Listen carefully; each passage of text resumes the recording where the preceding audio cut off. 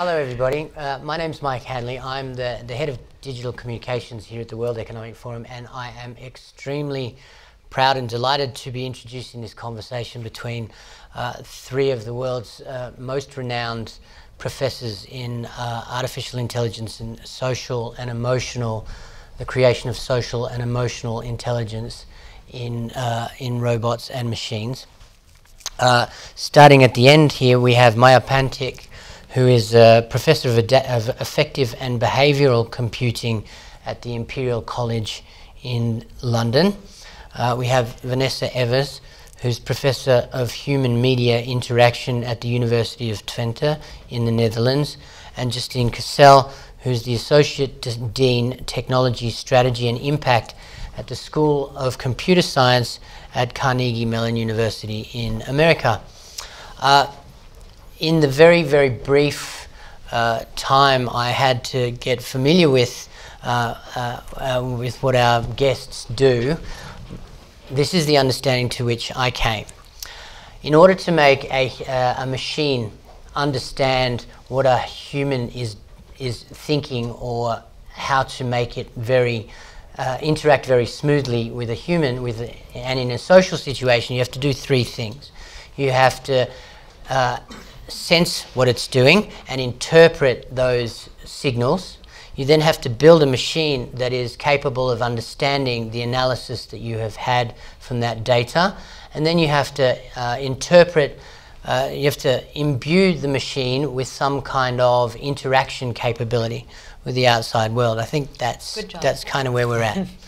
And so that's left to right. So so Maya's job in this whole process is to interpret data that comes through from sensors. So let me ask you that question. We have a camera, we point it at a camera or some kind of a sensor, we point it at a person, and we get data from that sensing. What happens then?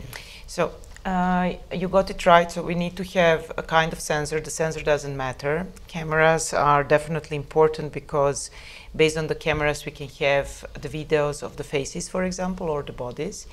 Then we can analyze, for example, facial expressions, which is also the main topic of my research. And what you do with that is actually you track certain characteristic points in the face, such as, for example, corners of the eyes or corners of the eyebrows, corners of the mouth, and so on. Based on the movements of those points, you can reason about the motion of the face and reason about the muscle actions that underlie this facial expression. So you can actually see that if the corners of the mouth go upwards, well, you smile, right? If the corners of the eyebrows go up, that will be eyebrow raise. And then that's a first level of interpretation that you can give. And the second level of interpretation will be actually the meaning of those actions that the face produced. And the meaning can be different, right? These facial muscle actions, they're agnostic, they're totally independent of the meaning and the higher level interpretation that you give. But you can then interpret those further into emotions, for example, such as joy or surprise, right? Fear. Whatever kind of emotion you're interested in. You can also say whether this is just a positive or a negative emotion, which we call valence, which is how positive something is, right? Or you can go into some other kind of interpretation of mental states, such as pain, for example, depression, attention, and so on. So based on the signals that I said and those facial analysis, you come to these higher level interpretations that then can be used in further analysis and in further building of machines that can actually take into account the emotional state of a person. A person's emotions, I'm happy because of the context in which that happiness arose. How do you teach a machine to take into account the context of an emotion? Well, this is okay. Context as a word and a term is a very complex thing. So context actually is who the person is, and that's very important because how I will express, for example, joy, may be different and how Justine will express it. Though joy is something which we consider something which is universally expressed, everybody in the room probably smiles when they're joyful, but in principle there are different things like pain. How I will express pain may be very, very different than how other people will express it. So who the person is the first contextual question. Where that person is. So for example, if I'm here and I raise my eyebrows, it's definitely not that I'm surprised. I probably want to emphasize what I want to say, right? What I'm doing, this is again linked. If I speak or if I listen and I frown, it might be that I actually doubt what you said, right? Or I don't understand. But if I talk and I frown, it might be, I'm not sure about this, right? So again, the interpretation is different. The next one is where, I said that. Why, that's actually, whether it's emotion, whether it's this kind of underlying, this is actually what we want to find out, and how I express these things. So that's context. Context is very difficult. And there are currently no machine learning methods that truly take context into account. So because context is also taking into account time, which we currently use only on a short terms, so we can analyze something like a second of a video and reason about that, but we cannot analyze days. And for example, if you talk about moods, then days are needed, or about strain due to stress. So first you have to analyze the stress and see the stress, and then know that the strain is due to this stress. So context is very important, but how we will do it in machine learning is still not known. So that's like one of the challenges that we have in the field. Great. So we have the data. We have data relating to how the human is feeling. How do you start the process of building a functional machine that uses that data? Okay, so the work that Maya is doing, and we use it especially for machines that have to interact with people. So not machines that are in a factory with a cage around them and arrows on the floor so you know where to walk and stay away from those machines, but robots, for instance, and autonomous cars and intelligent homes that interact with people. And when you interact with people, you have to take into account the social environment. You have to understand what people's situation is, what the social situations, what they're in, and their emotions. So the algorithms that Maya develops are really important to understand the social scene. So for instance, one of the robots that we built is running around in Schiphol airport, and it's supposed to pick up passengers from one gate to the other gate, and it goes to that gate autonomously, so it drives around there. But when it sees people in front of it, it shouldn't treat them as objects that you need to go around.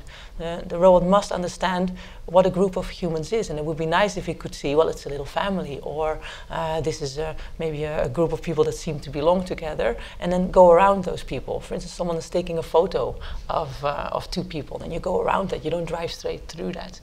And it gives these machines social skills, some social intelligence, which is essential if you want this technology to integrate into our environment. So when they're exploring Mars or when they're in the factory, you don't need it so much. But when they come into our homes and they give us services, or into the hospital and they give us services, it's very important that they fit very naturally in our environment, and that they behave kind of in a way we expect. It can't be exactly like people, because robots often don't look or sound like people at all, but something that seems intuitive to us. So that needs to be designed very carefully, that behavior. So you said you have some of these carts already in Schiphol Airport, already using this kind of technology. Some other examples, please, of... Yeah, so actually a robot that Maya and I worked on together is called the Frog. It was really interesting about that robot is that it can offer services in outdoor environments. And we proved that by having the robot run on its own autonomously in an outdoor cultural heritage environment, and it approaches people, it knows when they are interested, so thanks to Maya's algorithm it can detect people's interest, and it adapts the content that it provides to that interest. And it navigates the environment autonomously, it builds a map on its own, and what's really interesting is that it works outdoor, because outdoor, and Maya can tell more about that, it's very difficult to use the data that comes from the sensor technology because of the weather and the light conditions and anything that can happen when you're not in a nice room that's perfectly lit. So that's another example. We work on for instance, robots for in a hospital setting, feeding robots that listen to the conversation before they offer food, so that you more naturally partake in the dining rituals. Search and rescue robots that are able to understand whether someone is in pain and kind of try to respond appropriately to that. Cars that know whether you are distracted, homes that know whether you belong there, and I can keep going. Very good. So, Justine, my understanding of your work is that if Maya works with the individual and the recognition of emotions in the individual, you are a pioneer in making machines work together with others. Right, that's correct. So we've talked so far about the detection of cues and then how we infer underlying psychological states from those cues. And once we understand those underlying psychological states, how do we use our understanding of them to build robots or systems of any kind whatsoever? It could be a car, as Vanessa said, that can respond appropriately. And the kind of response that Vanessa has been working on is detecting the social situation and the emotions and using that to respond appropriately, not to interrupt, for example, a family unit. In my own work, I understand what we do to be towards the end of allowing robots of all kinds to better collaborate with people and to collaborate with people over a lifetime, not just over a minute. So facial expression, for example, is very difficult to detect over long periods of time. But I've built a mobile assistant that is a kind of a cartoon virtual human that exists on your cell phone. And when you put your cell phone down, it can slide onto your computer screen. When you go into the kitchen, it could slide onto the front of your refrigerator. When you go into the living room, it could slide onto the wall of the living room. It's there with you all the time. It would be crazy if that system every morning said to you, "Hello, I'm your cell phone." And you would say, "I know you're my cell phone." Well, we've been together for around 5 years now. And so to remove that sense of aphasia, we need to understand how people work in groups, in dyads, how interpersonal relationships work, and how they facilitate collaboration and all kinds of other work. So in my own work, I've looked at several use cases. One is your mobile assistant that can help you figure out what's most important on your calendar. Another is to learn what kind of news you like and to present that news, but to present it in an increasingly amusing or edgy or entertaining way. So I know you like sports, so I've been looking for something for you. Unfortunately, you like the Steelers and not the Broncos, and the Steelers aren't doing so well, but don't worry. Next year, everything will be fine. For the moment, our cell phones don't do that for us. They don't change over time. Another extremely important use case is education. We know about young people, and particularly about young people in underserved communities and under-resourced schools, that one of the reasons that they have trouble learning is that they don't feel that there's somebody in the classroom who respects them, who cares about them, and who is like them. And so one of the systems we've built that actually we've been demoing over in the loft, and you're welcome to come see it today and tomorrow until 6 in the evening, is a virtual friend, a virtual peer for children in a classroom. And this virtual peer gets to know you, and it builds interpersonal closeness between itself as a virtual peer and the real child. And it uses what we might call the social infrastructure or the social scaffolding to improve learning. And in a recent experiment, we discovered that in fact it does just that. Children who come to school in a situation where they might speak a dialect different than what the teacher speaks, and so there is not a teacher in that classroom who's like them, and they can feel marginalized. Those children learn more science and learn science better when they work with a virtual peer who speaks the way they do, but who also models for them how to switch into the standard English of the teacher as soon as the teacher comes into the room. So they're being taught how to maintain a connection to their home culture, extremely important for all of us, and also how to have access to school success by speaking in the way that successful people speak in that particular culture. Those are just two use cases. We have to remember why we're doing this and why we're here talking about AI so much this year at the World Economic Forum. There's so much fear about killer robots and factory robots that are going to overtake the CEO and take her or his position. And that's not just something that's going to happen. We build robots and virtual people in our own image, in the image of what we care about. It's our decision whether to build them as aggressive war robots or to build them as robots who care about emotions, who care about people, and who work on building interpersonal bonds. And the three of us care about preserving those aspects of humanity that make us most human, and that is emotion and social interaction. So very much you provide the context that we talked about earlier, with, or your work is moving in that direction towards providing the context. And interacting as a function of a changing context, right? Because context changes over time. Okay.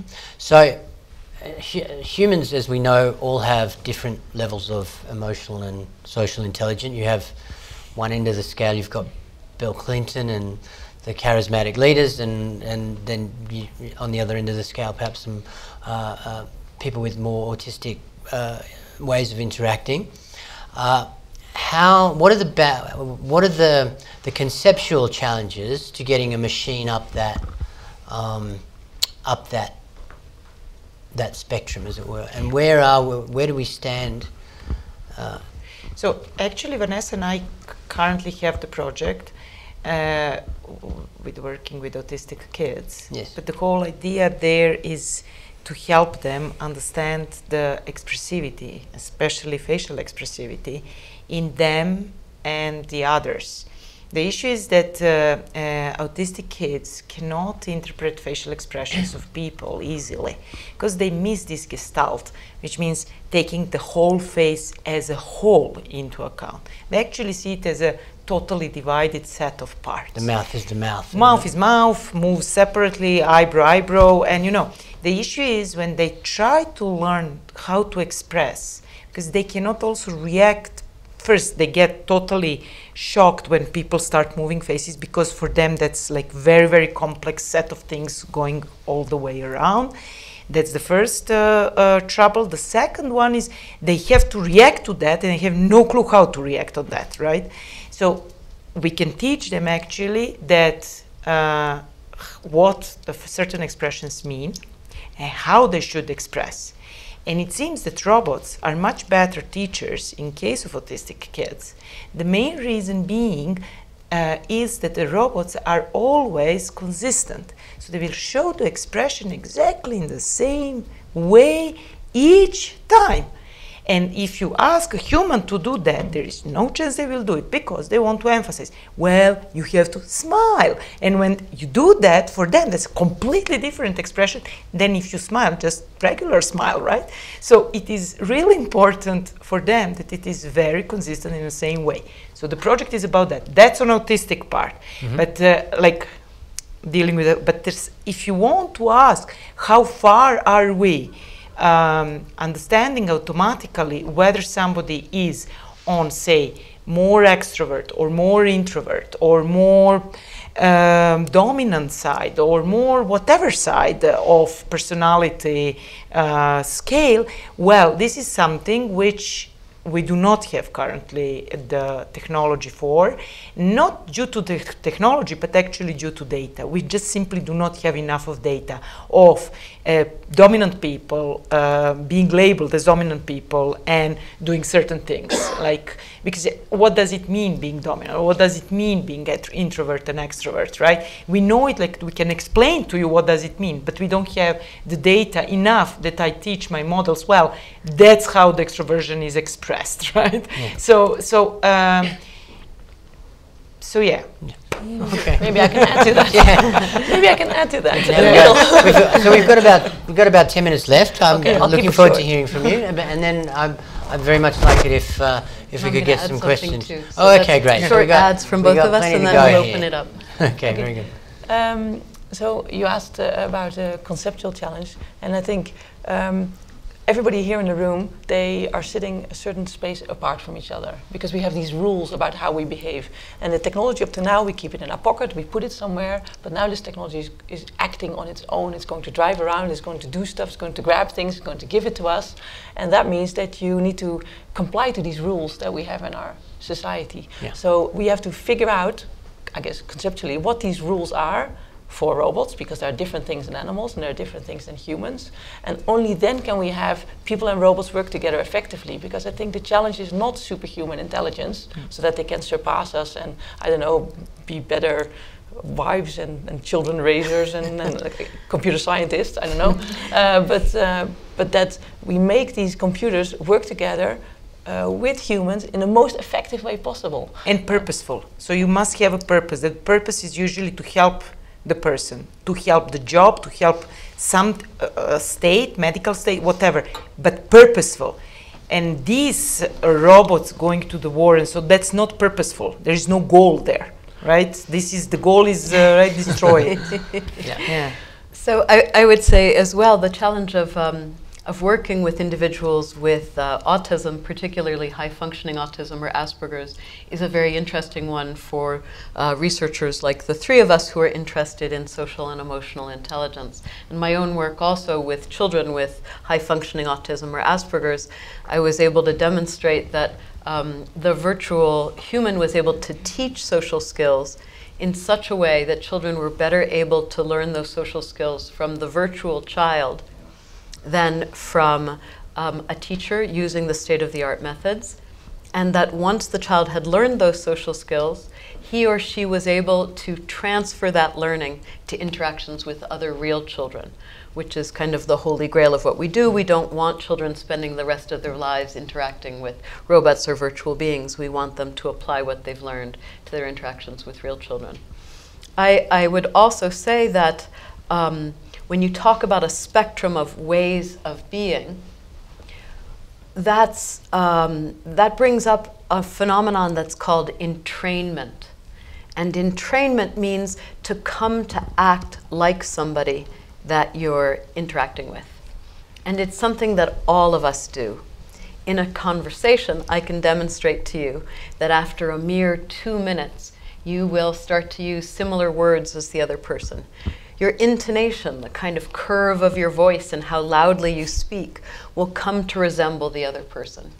And this issue of entrainment is something that my students and I are working on. How can we avoid the necessity of categorizing people as one way or another, and rather simply, it's not that simple actually, teach our systems to entrain to how they are. So that, because when people entrain to us, our affect for them goes up. We like people who speak the way we do, who act the way we do. If we can build systems that know how to entrain, then we can deal with anybody on that spectrum. Yes, please. How about adults? Because you're talking about children. How could you learn? Because I think it's a very interesting issue that you're raising, emotional intelligence and artificial intelligence. How this could help us as CEOs to understand more the team, because everybody knows that we are not talking to machines, but sometimes the CEOs think that they are talking to machines. They go, okay, do this, this, and this. And if you are able not only to gain with, let's say, arguments, but also with emotional intelligence, at the end of the day, you're going to gain their brain, their intelligence, their intellectual, but also their heart. Right. So this is something that concerns me every day, how to interpret and how we are going to talk about the purpose, because the millennials and also the employees, more and more they want to have a purpose. It's not only a question about money and total compensation, But I'd like to listen from you. What you have to say about that? How to connect the two things, and then to learn more, because at the end of the day, we need to have just one team. When I say one team with different views, but after discussing, we just have one view, and okay, let's go in this direction.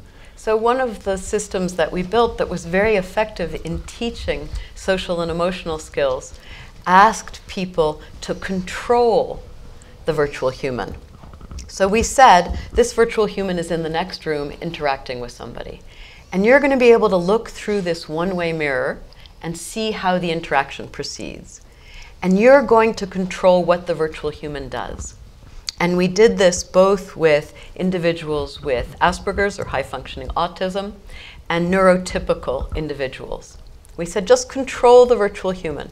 And then at the end of the interaction, if you don't like how it went, you can, change something about how you control it, and we'll try again with another person. And what we found was that the act of controlling a virtual human in a room with other real people allowed the people doing the controlling to reflect on their own behavior in a way that is rarely possible. So in some sense, to talk about it scientifically, they're hypothesis testing, they're thinking about, okay, what's the right way to work? A nice example from a teenager with autism was that he said to me, that didn't work at all, because I think that guy expected me to ask him how he was doing. So next time, I'm going to leave time for him to talk. Now, this is an issue with individuals with autism. They don't know the concept of contingency. That is, someone else says something, you say something that has to do with what they said. But this child learned this in the process of controlling the virtual human. Same thing with adults. You can reflect on whether your management style is a management style that's successful by watching its effects. Now, there are many books for CEOs that say, get to the balcony, reflect on what you're doing. That's nice, but it's a little abstract. If you're in another room watching an avatar of yourself in some sense, a representation of yourself, that can be an easier way of doing this kind of reflection. Just to add, we have actually a technology that watches people while communicating with other people through internet, and we are raising flags like there is a conflict rising, you may want to use more positive or agreeable words in order to make this work. So it's actually helping with managing styles. I think there are many applications possible. So if you would have a detection of dominance, and it would give you a little buzz every time you're being dominant, you would notice how often in the day you are dominant, and you could adapt your behavior to that, for instance, and there are many possibilities. And all of these things are possible because of this three-step process that we talked about. First, recognizing observable cues that are observable but not necessarily consciously interpretable by all of us. Secondly, inferring what underlying psychological state they mean, whether they're indicating that someone is angry or depressed or whatever. Figuring out the social context that you're acting in, and having the intelligence to interact with a human in order to improve that situation. And that can be interacting as a virtual human, or it can be in some sense whispering in the ear of the real human. You might not want to do that again. Did you notice a lot of people have been quitting? It could be because you're acting in the following way. Should we go down the back here? Sure. Thank you. Well, that last comment made me think of what you think of the Hello Barbie project. But my real question was, I was wondering if you could talk about some of the design decisions that were relevant to building trust and familiarity in the physical aspect of these interactions. I think Vanessa and I probably do some things that are similar and some things that are different. In my case, I build virtual humans, and when people work with me and build robots, they build robots that are that have the form of a human. But I never build anything that looks too realistic. And that's an important design decision for me. because I'm not trying to fool anybody into thinking that this is a real person. On the contrary, it's very important for my work, I think for much of our work, that people know the limits of ability of these systems. And I convey that by the form. So the virtual child, for example, looks like a cartoon of a child, not too cartoonish, realistic enough to evoke in the other person unconsciously and automatically the skills of social interaction, but still not so realistic that it makes you think that it's real. So I guess sorry. Yeah, do you want to? If there's time, I'll just add that. I think there are basically two kind of design approaches to developing robots for human interaction.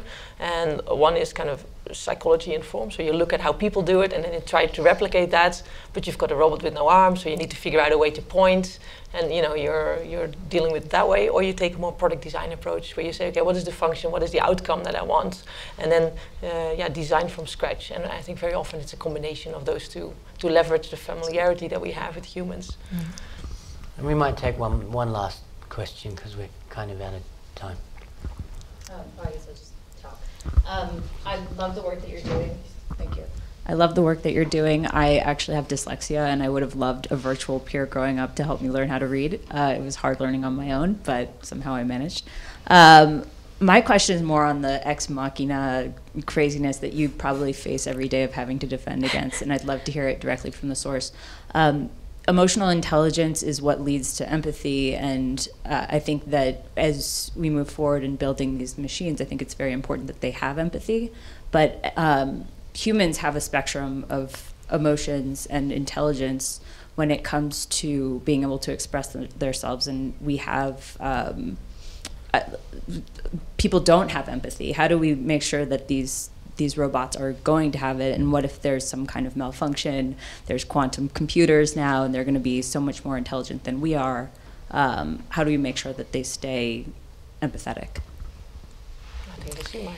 Well, what you actually raise here is a very, very important issue, and that's consciousness. You can truly be empathic or not empathic, truly. I can build now a robot that will appear to be empathic and has no idea what you actually show or whatever, but it's learned. There is a rule. You are sad or you are afraid, and it will say to you, well, life is nice, don't be sad, seize the day or whatever, right? But it will mean nothing. But what you actually say is that once it starts meaning something, and starts truly having empathy or not, but that's actually evoking the consciousness that's whole Ex Machina about, which is a very bad movie, by the way. I'm sorry to say, my personal opinion. The whole idea is that we do not know what is the real model, because that's the whole point. Do you need a model for consciousness and thinking? Because what is consciousness? I know that you know that I know. That's a true consciousness, right? This is epistemic logic, right? Having a model of that, do you need a model or that? Or it's enough to embody in the robot and say, or in any entity, artificial, right, intelligence entity, that you can find the model on internet and download it and then fill it in with whatever you want and get the consciousness, right? So we are actually really far from that. And again, it comes the whole idea of what I just said before, purposeful. What is the purpose of embedding this code? Yes, there is a model of consciousness that you can download from internet, right? And you can follow and find whatever you want further on internet, because it's just Googling. That's knowledge, right? It's just Googling, nothing else. But the issue is that there is this first line of code, that there is a model somewhere on internet. The question is, which purpose will that serve? And given that I don't have an answer to that, and I think this will be really ridiculous to have that integrated into a robot, I believe we will not come to that. But that's my belief, and I'm really talking only for myself, because I do know a lot of scientists that actually believe that this may be of importance. So that will be probably one of the debates in the field. And perhaps it's not a coincidence, and I think, Vanessa, you probably think similarly, that you're not imbuing your robots with consciousness. One of the things that characterizes those of us who work on social and emotional intelligence, or I'll speak for myself here, is what are our purposes? What are our goals?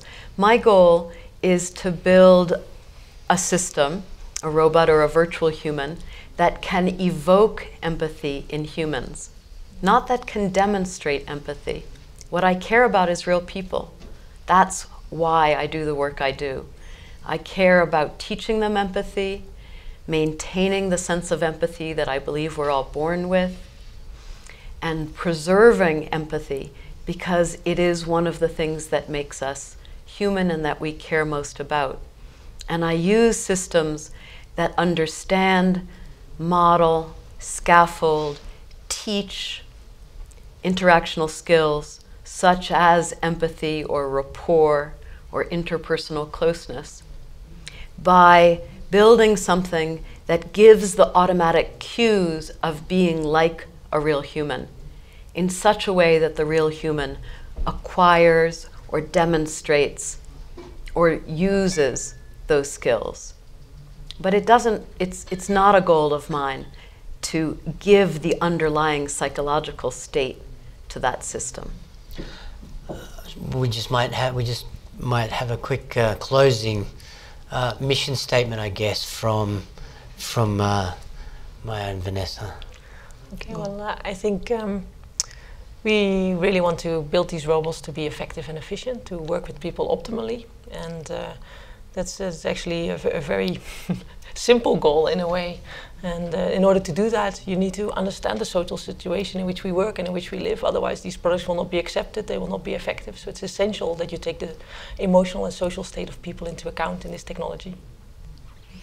I believe that the technology is very powerful, and I believe that we can use it for many good applications.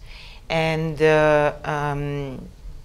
I believe this whole hype that you heard here about losing jobs because of AI and robots and technology is a really hype. It's just ridiculous, because this is the same thing that we constantly hear. We need people that have to be educated in technology, and a lot of jobs are lost because people are not educated in technology. At the same time, we are talking about losing jobs because technology will be developed. So it's just a contradictory thing, right, that we are constantly hearing, and everybody gets into that trap. So I know this audience is not big, but just don't believe these things. This is just crap. And another thing which is interesting is that as technology develops, new jobs will open up. Like, did we know about all the internet services that will be here? No, we didn't know. And they're here, and most of us work actually in these kind of jobs, right? So I just think that people should not be scared about technology and technological, advancements. And I believe that we all really want just to help each other. So that's the whole purpose of this. And with those optimistic words and outlook, thank you very much. Thank you. It was a great pleasure.